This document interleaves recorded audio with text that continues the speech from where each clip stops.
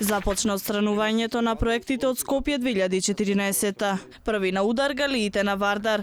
Шилегов ќе отстрани галијата кај старата пошта. Тврди дека објектите од проектот што се наоѓаат во коритото на реката сериозно можат да предизвикаат поплави кои ќе нанесат материјална штета и ќе ја загрозат безбедноста на скопјани. Создадени се условите и во рок од 30 дена корисникот на ова што се нарекува урбана опрема е должен од денешен ден сметано сам да ја отстрани, во спротивно градот на негов трошок ќе го направи истото по истекот на овој рок, а тоа е некаде после 10 април оваа година. За останатите галии Шилегов рече дека ќе се почекало, затоа што присилното отстранување ќе чинело многу.